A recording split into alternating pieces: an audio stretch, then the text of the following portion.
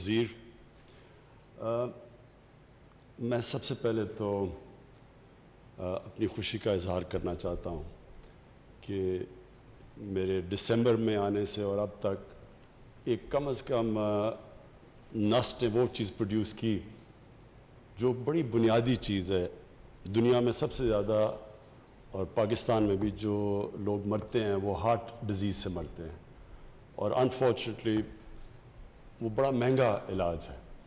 تو اس کی ایک تو آپ نے یہ جو آج سٹینٹس لوکلی پروڈیوس کیے اور جو اس کی بہت بڑا پرائس ڈفرینشل ہے، ایک تو یہ کام کیا کہ آپ نے ہمیں ہمارا فارن ایکسچینج بچایا، اور دوسرا کہ موقع دیا کہ اور زیادہ غریب مریضوں کا جن کو ہارٹ ڈیزیز ہے ان کا ہم علاج کر سکیں. تو یہ بہت خوش آئند چیز ہے. میں دو چیزیں پہلے کہنا چاہتا ہوں اور اسٹوڈنٹس آپ سے اس کے بعد جو میں آپ سے جو بات کرنا چاہتا ہوں ہیومن پوٹینشیل پہ، یہ سب کچھ ریلیٹڈ ہے. جو پرابلم پاکستان کا سب سے بڑا پرابلم میں فیس کرتا ہوں وہ ایک مائنڈ سیٹ ہے.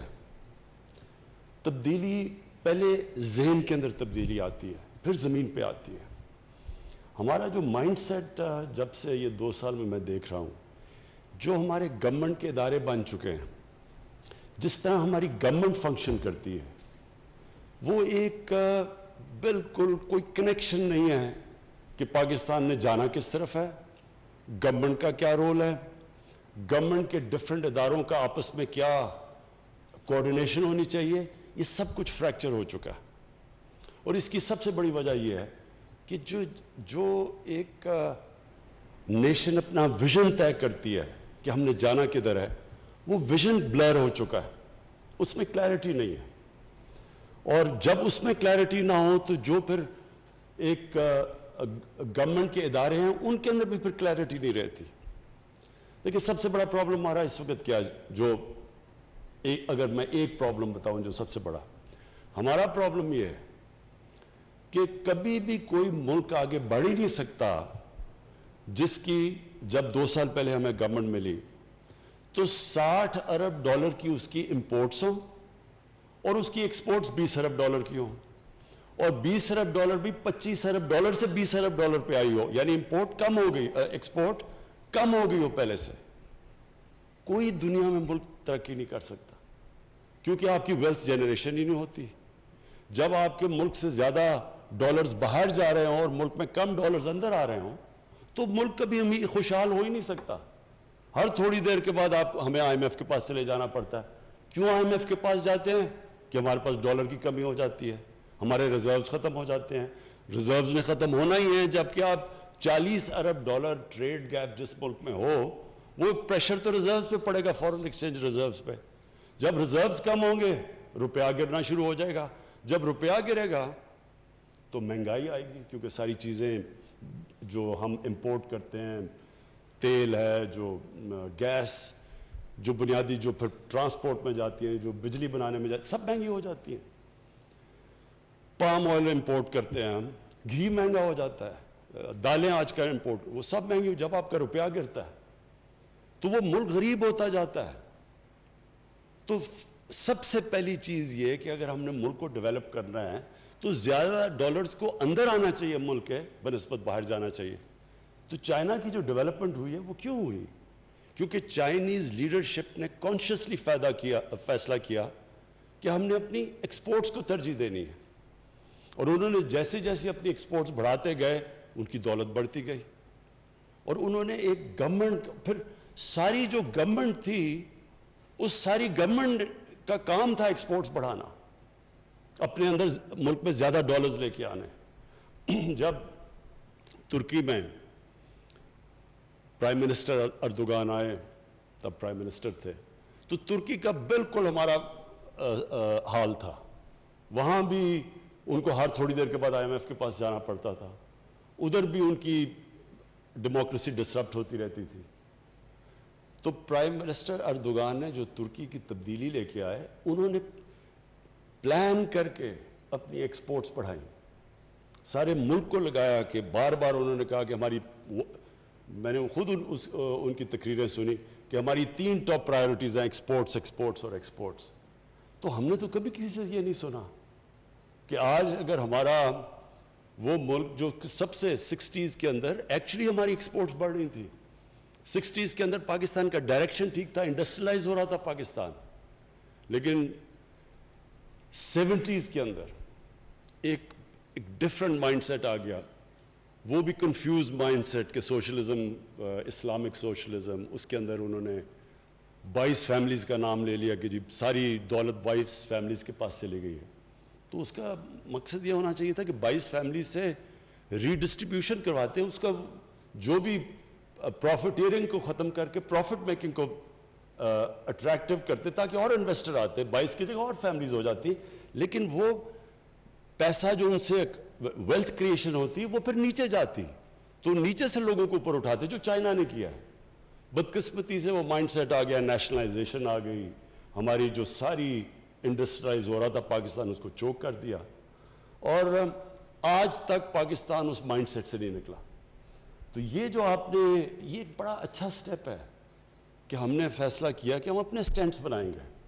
ہم ان دنیا میں کم ملک ہیں جو کہ اپنے آپ سٹینڈز بنا رہے ہیں, اور ایکچولی جو ملک نیوکلیئر ٹیکنالوجی ڈیولپ کر سکے تو اس کے لیے تو اور بہت چیزیں آسان ہونی چاہیے تھی, لیکن یہ فریکچر تھا.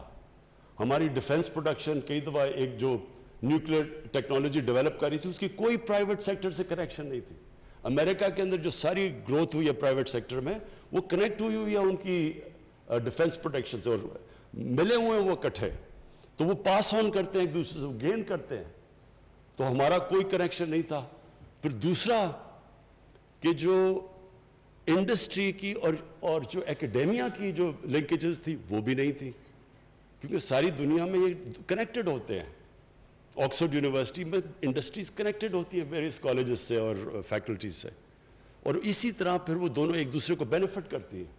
یہاں ہم گریجویٹس پروڈیوس کرتے ہیں, بیچارے بے روزگار پھر رہے ہوتے ہیں کیونکہ کنیکشن ہی نہیں ہے ان کا انڈسٹری کے ساتھ یا جو پاکستان کی نیڈز ہیں.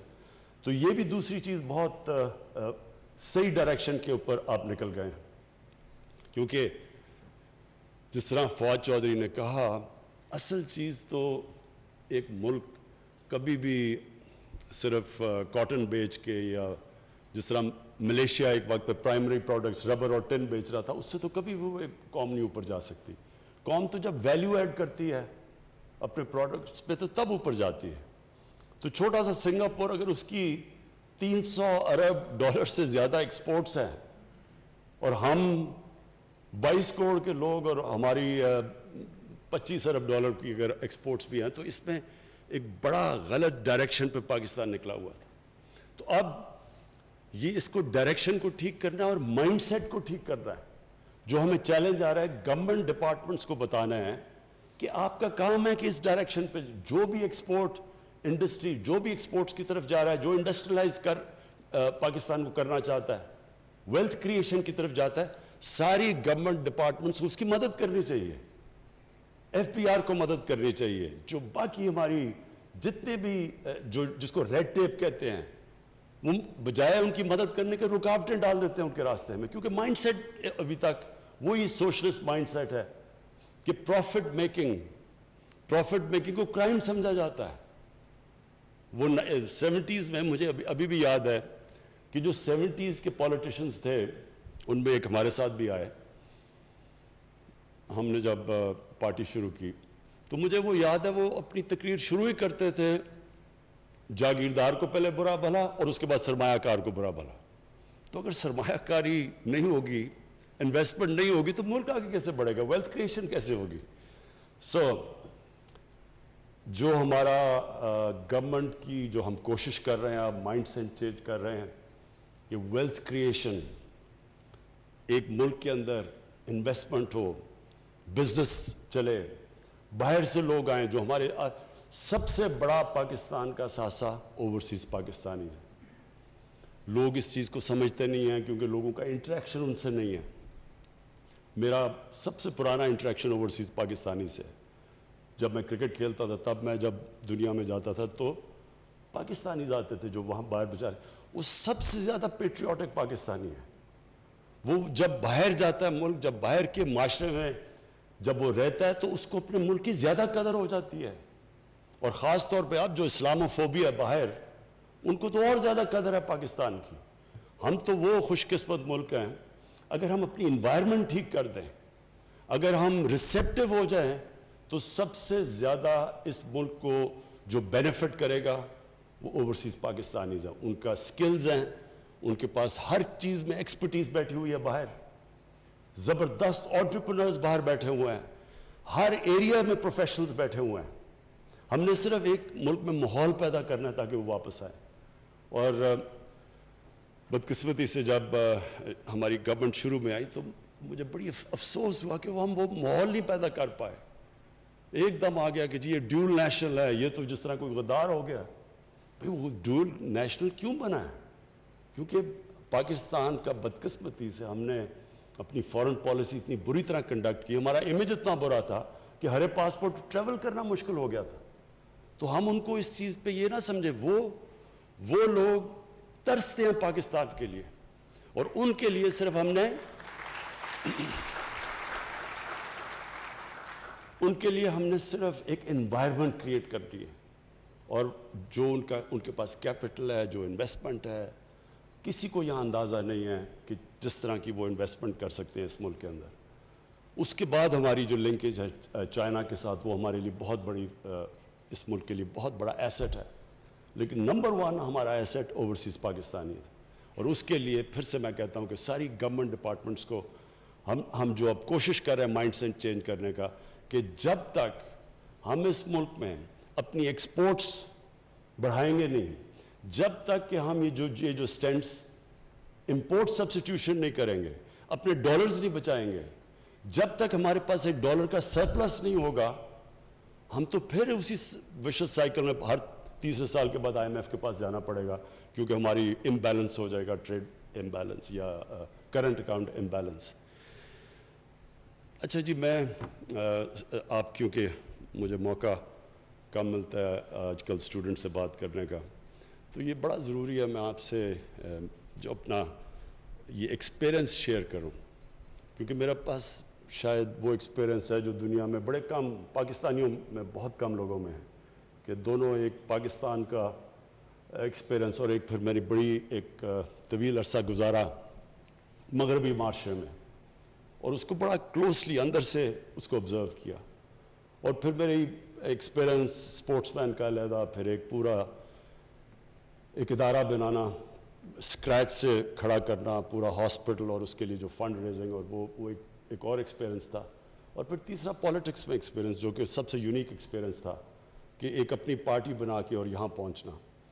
تو جو میں آپ کو اپنے ایکسپیرئنس سے جو سب سے امپورٹنٹ چیز آپ کے لیے جو میں آپ کو ایک لیسن دینا چاہتا ہوں، جو آپ کے لیے بڑا کام آئے گا، وہ سب سے امپورٹنٹ چیز یہ ہے کہ انسانوں کو اللہ نے جب اشرف المخلوقات بنایا تو ایک چیز سمجھ جائیں کہ انسان کے پاس وہ پوٹینشل ہے جو کسی اور اللہ کی مخلوق کے پاس نہیں ہے. جب اللہ نے فرشتوں کو کہا کہ انسان کے سامنے جھکو، تو وہ بڑا ریلیونٹ آپ کے لیے سمجھنا ہے کہ اللہ نے جب شیطان نے نہیں جھکا تو اللہ نے تب کہا کہ میں نے ان کو وہ پاور دی ہے جو تمہیں بھی نہیں دی، جو وہ نالج دی ہے. نالج پاور ہوتی ہے. تو یہ پرابلم ہمارا یہ ہوتا ہے کہ ہم اپنے پوٹینشل کو پہچانتے نہیں ہیں، ہم اپنے آپ کو انڈر سیل کرتے ہیں، ہم اپنی جو ویژن ہے جو زندگی کی اس کو اتنی محدود کر لیتے ہیں کہ اپنا ہی پوٹینشل کو کیپ کر دیتے ہیں، ہم اپنے اوپر لمیٹیشنز لگا دیتے ہیں. اور ہم اللہ کی وجہ، جس طرح مولانا رومی نے ایک دفعہ کہا کہ جب اللہ نے آپ کو پر دیے ہیں کیوں چونٹیوں کی طرح زمین پہ رینگ رہے ہو. اللہ نے آپ کو وہ پوٹینشل دیا ہے جو شاید ہی کوئی انسان اپنی زندگی میں کوئی 5-10% پہ پہنچتا ہے. تو امپورٹنٹ چیز یہ ہے کہ یہ آپ نے پوٹینشل کو کیسے ریئلائز کرنا ہے، کیسے آپ نے اپنے پورے جو اللہ نے آپ کو صلاحیتیں دی ان پہ کیسے پہنچنا ہے. تو اس کے جو نمبر 1 ریکوائرمنٹ ہوتی ہے کہ آپ کی ویژن کیا ہے زندگی کی، آپ کیا بننا چاہتے ہیں؟ اور یہی پھر ایونچولی ملک پہ بھی ٹرانسلیٹ ہوتی ہے کہ ملک کیا بننا چاہتا ہے. کیا وہ کسی نے کہا جی ایشین ٹائیگر بننا چاہتے ہیں؟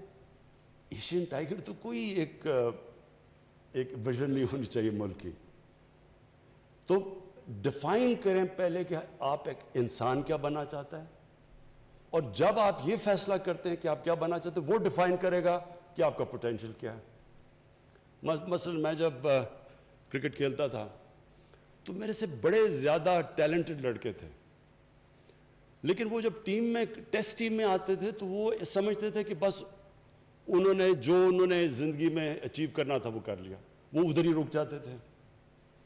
کئی کھلاڑی جو بہت زبردست کھلاڑی تھے, جیسے انہوں نے کرکٹ چھوڑی, کرکٹ میں بڑی چیزیں سیکھتا ہے. دیکھیں آپ مقابلہ سیکھتے ہیں, اسپورٹس میں سیکھتے کیا ہے؟ اسپورٹس میں سٹرگل کرنا سیکھتے ہیں. کوئی بھی اوپر نہیں پہنچ سکتا جب تک ایک بڑے پروسیس سے نہ گزرا ہو, محنت نہ کی ہو اس نے. تو جب آپ اوپر پہنچ جاتے ہیں اور آپ ریٹائر ہو گئے, اب جب ریٹائر ہوتا ہے انسان تو کیا اس کا مطلب بس وہ ساری زندگی اب کرکٹ کی باتیں کرتا رہے؟ تو اس کا وہی پوٹینشیل ختم ہو گیا. لیکن اگر اس نے سیکھ لیا سٹرگل کرنا, تو میری کنٹینشن ہے وہ کسی بھی پروفیشن میں کوئی بھی کام کرنا چاہے وہ کر سکتا ہے, کیونکہ وہ بیسکلی اس کو ایک چیز سمجھ آ گئی کہ زندگی میں اوپر جاتا کیسے انسان. اور اس لیے ہر چیز کے اندر آپ خود ڈیفائن کر سکتے ہیں کہ میں کیا بننا چاہتا ہوں.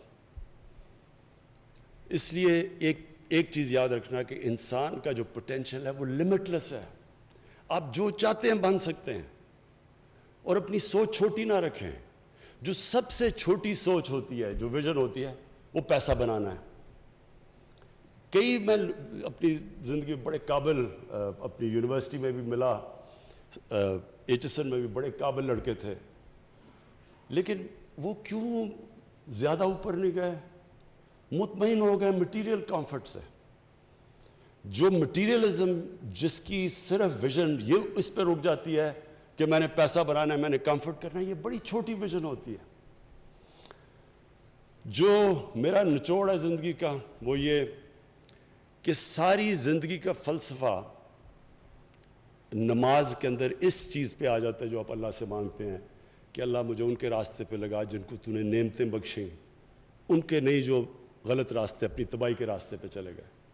یہ جو اللہ کہتا ہے نا 5 وقت نماز پڑھو, یہ بھی بائی دا وے میں نے بڑی لیٹ اپنی زندگی میں اس چیز کو سمجھا. یہ ہے زندگی کا آپ کا فلسفہ, کیونکہ جب آپ اس کے اوپر غور کریں گے تو کس کو اللہ نے نعمتیں بخشی؟ اپنے پیغمبروں کو. سب سے زیادہ جو ان کے حبیب تھے نبی صلی اللہ علیہ وسلم, ان کو نعمتیں بخشی. تو کیا ان کی زندگی آسان تھی, کمفرٹیبل زندگی تھی؟ بڑی مشکل زندگی تھی. جیسے ہی اللہ نے ان کو کہا کہ پیغام دو دنیا میں جا کے, تو جیسے وہ اللہ کے پیغمبر بنے ان کی زندگی تو مشکل ہوتی گئی. تو کیا ہم وہ مشکل زندگی مانگ رہے ہیں؟ وہ ہے. اور اس کے اندر جو دوسری چیز اب آتی ہے کہ ہم سب کیا چاہتے ہیں زندگی میں؟ خوشی چاہتے ہیں نا.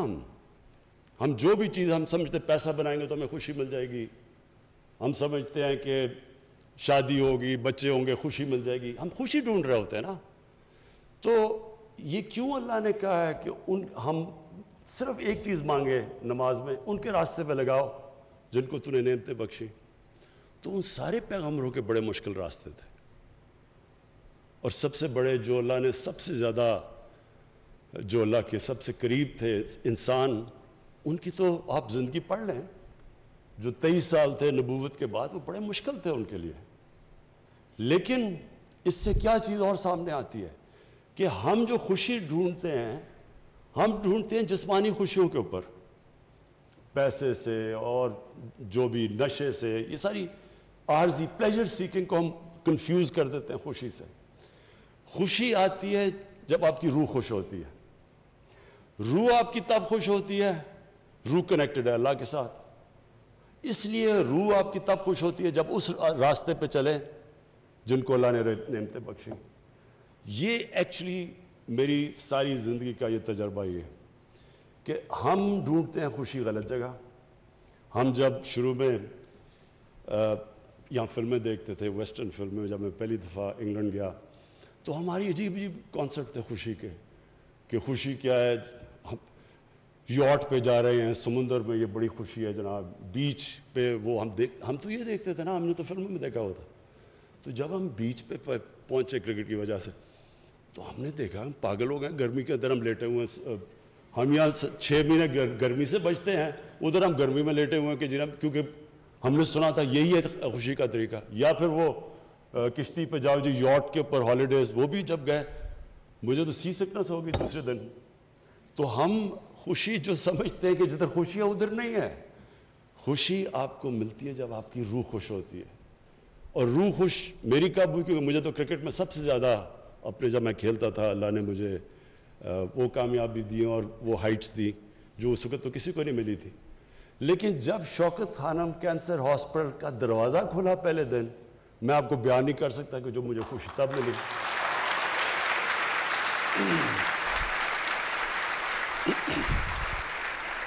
کہنے کا میرا مقصد یہ ہے کہ دیکھیں خوشی اللہ دیتا ہے، کیونکہ آپ کی روح جب خوش ہوتی ہے اس کا مطلب آپ صحیح راستے پہ ہیں. تو یہ یاد رکھیں کہ یہ جو ہم سارا وقت خوشی ڈھونڈتے ہیں وہ سارا فلسفہ ادھر ہے کہ اللہ ان کے راستے پہ لگا جن کو تو نے خوشیاں دی، ان کے نے جو غلط راستے پہ چلے گئے. یہ آپ کو قرآن بار بار کہتی ہے کہ سوچو، ڈیلیبریٹ کرو، جائزہ لو، اپنی زندگی کا دیکھو. ہر جگہ اللہ کے اشارے ہیں. جتنا آپ اس کے اوپر کانسنٹریٹ کریں گے کہ وہ آپ کو شو کرے گا کہ آپ کا راستہ کیا ہے، جو آپ کا قبلہ کیا ہے، زندگی کا مقصد کیا ہے. 2 چیزیں سائنس آپ کو کبھی نہیں بتا سکے گی کہ اس دنیا میں آنے کا مقصد کیا ہے اور جب ہم مرتے ہیں تو اس کے بعد ہمیں کیا ہوتا ہے. اس کی صرف اور صرف آنسر اللہ نے جتنے بھی دنیا میں اپنے مذہب دیے ہیں انہی کے اندر صرف آنسر ہے. کسی سائنس میں نہیں اس کی آنسر. اور وہ اس کے اوپر وہ سارا فلسفہ ختم ہو جاتا ہے اس چیز کے اوپر کہ اللہ ان کے راستے پہ لگا جن کو تو نے نعمتیں بخشی. آپ سب کے لیے جو سب سے امپورٹنٹ چیز ہے کہ آپ کی ویژن کیا ہے. یہ ڈٹرمن کرے گا آپ کا پوٹینشیل کتنا ہوگا، کدھر تک آپ دنیا میں پہنچیں گے. نمبر 2، جتنی آپ کی بڑی ویژن، اونچی ویژن ہوگی اتنی آپ کو مشکلوں کا سامنا کرنا پڑے گا. زندگی جب آپ سٹرگل کر رہے ہوتے ہیں اور جب آپ بڑی کسی بھی ویژن کی طرف جا رہے ہوتے ہیں، کبھی اسٹریٹ لائن میں زندگی نہیں جاتی، ہمیشہ سائیکلز میں جاتی ہے. جو آپ کو آپ کی کامیابی وہ ڈپینڈ کرے گی کہ آپ دونوں اوپر اور نیچے سائیکل پہ آپ کیسے ریئیکٹ کرتے ہیں. جو اوپر کے سائیکل کے اوپر کمپلیسنٹ ہو جاتا ہے اس کا مطلب کہ اس کا نیچا سائیکل زیادہ ہو جاتا ہے. اور جو نچلے سائیکل کے اوپر جب برا وقت ہوتا ہے اس میں سیکھتا ہے، سول سرچنگ کرتا ہے، اپنی غلطیوں کا جائزہ لیتا ہے، پھر محنت کر کے پھر جب آتا ہے تو اس کا سائیکل وہ اور اوپر چلا جاتا ہے. اس طرح دنیا کی زندگی کی سٹرگل جاتی ہے. جو نچلے سائیکل کے اوپر ڈیمورلائز ہو جاتا ہے، بڑے بڑے بزنسز میں نے اپنی زندگی میں دیکھے، جب ان کو لاس ہوا، جب بزنس میں پرابلمز آئے تو انہوں نے شارٹ کٹ لے لی، انہوں نے فراڈ کر دیا بچنے کے لیے. تو جب آپ نچلے سائیکل کے اوپر ڈیمورلائز ہو جاتے ہیں، آپ کوئی فراڈ کرتے ہیں، وہ آپ کی زندگی کا پوٹینشیل ختم ہو جاتا ہے. اس کا مطلب کہ آپ اوپر نہیں واپس آ سکتے. تو جو نچلے سائیکل کے اوپر جب مشکل وقت ہوتا ہے اس میں صبر کرتا ہے. اللہ قرآن میں کہتا ہے کہ میں تمہیں بار بار آزماؤں گا. اللہ کی آزمائش بار بار آتی ہے. نبی صلی اللہ علیہ وسلم کے اوپر کتنی آزمائشیں آئیں، تو کبھی کسی نے آپ ان کی کتنی بھی لائف ہسٹری پڑھے، کبھی کسی نے ان کو ڈیمورلائز دیکھا، کبھی کسی نے ان کو دیکھا کہ وہ ڈپریس ہو گئے ہیں.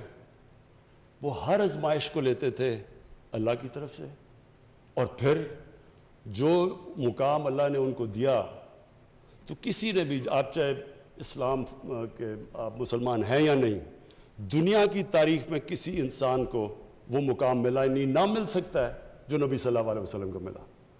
اور اس کی وجہ ہے، اور اسی لیے قرآن کے اندر ہمیں کہا گیا کہ ان کی زندگی سے سیکھو، ان کی سنت پہ چلو۔ یہ بھی بڑا امپورٹنٹ ہے آپ کے لیے سمجھنا۔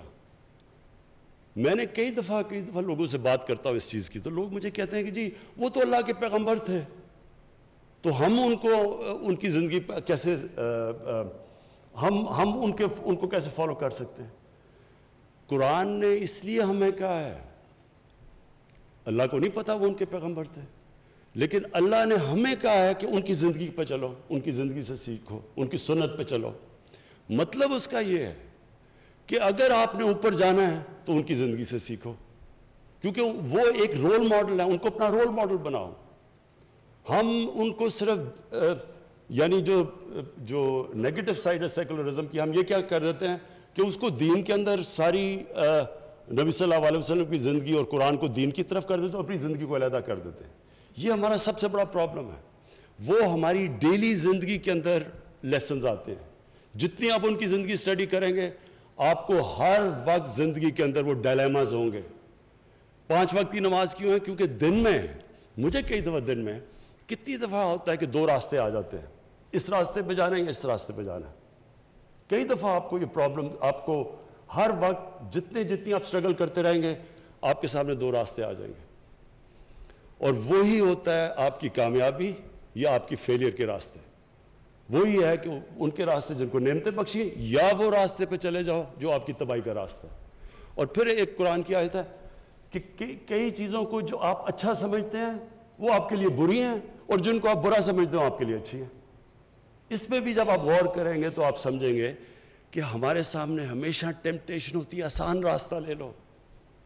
کئی دفعہ ٹیمپٹیشن آتی ہے کہ کون سٹرگل کرے سارا وقت، صبح اٹھو وہ سارے ڈاکو اکٹھے ہو کے کبھی کچھ کریں کبھی کریں، آسان راستہ لے لو، کمپرومائز کر دو، ان کو معاف کر دو، ان کو این آر او دے دو۔ آسان راستہ ہے، زندگی آسان ہو جائے گی، چپ کر کے آرام سے ہم بھی پارلیمنٹ میں تقریریں کریں گے، 3 سال گزر جائیں گے۔ لیکن یہ تباہی کا راستہ ہے۔ یہ یاد رکھیں کہ جو آپ کی بہتری کا راستہ ہے وہ ہمیشہ آسان نہیں ہوتا، اس میں بڑے فیصلے کرنے پڑتے ہیں، مشکل فیصلے کرنے پڑتے ہیں، اور وہی مشکل فیصلے آپ کو اوپر لے کے جاتے ہیں۔ تو آپ کو اللہ نے بڑی زبردست اپرچونٹی دی ہے۔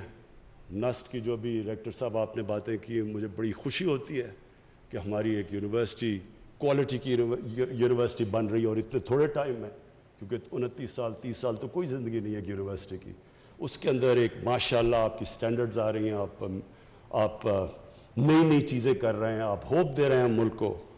آپ کو دیکھتے دیکھتے اب اور بھی یونیورسٹیز کوشش کریں گی، ان کی بھی لنکیجز انشاءاللہ ہم کریں گے انڈسٹری کے ساتھ، تاکہ وہ بھی محنت کریں اور وہ بھی اپنے ڈیولپ کریں، نئی چیزیں کریں۔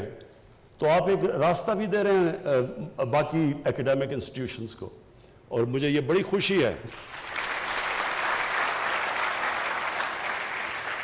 مجھے یہ بڑی خوشی ہے کہ یہ آپ یہ ٹریل بلیز کر رہے ہیں باقی ایکیڈیمک انسٹیٹیوشنز کے لیے۔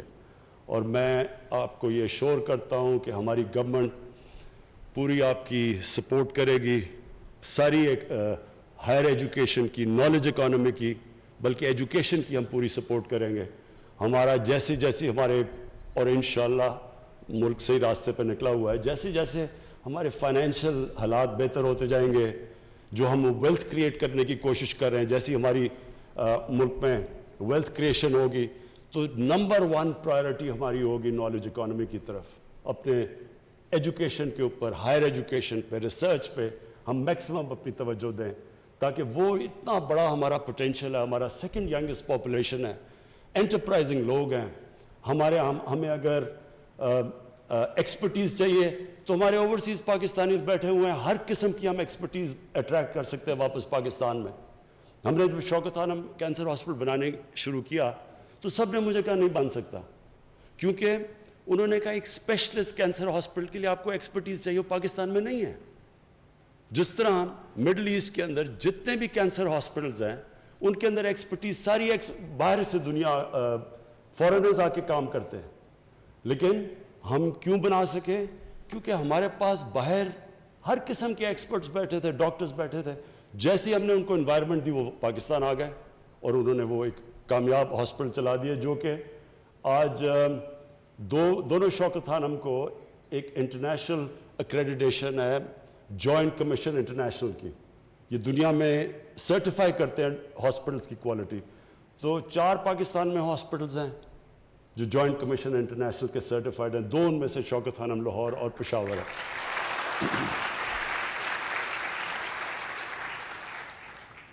میں پھر سے جی آپ کو مبارک بھی دیتا ہوں، اور آخر میں میرا لاسٹ ورڈ آپ سب کے لیے، اپنے اسٹوڈنٹس کے لیے یہ ہے کہ دیکھیں، جب میں کرکٹ کھیلنے گیا پہلی دفعہ انگلینڈ، 18 سال کا تھا میں، تو ہمارے سینئر پلیئرز نے ہمیں کہا کہ، اور ان دنوں میں تو نئی نئی آزادی ملی تھی نا، تب تو بڑا انفلوئنس تھا کلونیلزم کا، تو انہوں نے کہا کہ دیکھو انگریز سے تو جیتنا کا سوال ہی نہیں پیدا ہوتا، ہم اگر عزت سے ہار کے آگے تو بہت بڑی کامیابی ہوگی. اب یہ سوچیں کہ 18 سال کا لڑکا وہ بڑے خواب دیکھ رہا تھا، اور انہوں نے آگے سے کہتے کہ جی عزت سے ہار گئے تو بہت بڑی کامیابی ہوگی. تو مائنڈ سیٹ تھا.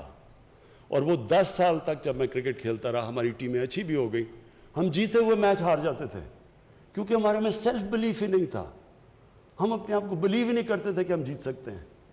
اور جب اس کے بعد ہماری جو 80s کے اندر ٹیمیں آئیں، وہ اتنی اچھی ٹیمیں نہیں تھیں. جو کرکٹ جانتے ہیں 70s میں ہماری زیادہ کوالٹی کے پلیئرز تھے 80s کے بنسبت، لیکن وہ ٹیم اس لیے جیتنا شروع ہو گئی، اس کا مائنڈ سیٹ چینج ہو گیا، سیلف بلیف آ گیا کہ ہم جیت سکتے ہیں.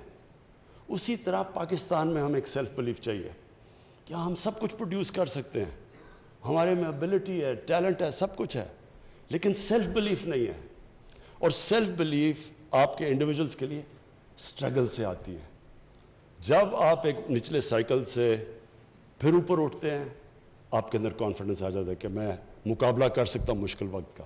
جیسے جیسے آپ یہ سائیکل سے اوپر جاتے جاتے ہیں، آپ میں ایونچولی سیلف بلیف آ جاتی ہے. سیلف بلیف یہ ہوتی ہے کہ جو بھی مشکل آئے گی میں اس کا مقابلہ کر سکتا ہوں. اور وہ ہوتی ہیں پھر ایک وننگ سوچ آ جاتی ہے. وہ ایک قوم میں آ جائے قوم اٹھ جاتی ہے، وہ ایک انڈیویجول میں آ جائے وہ اوپر آ جاتا ہے.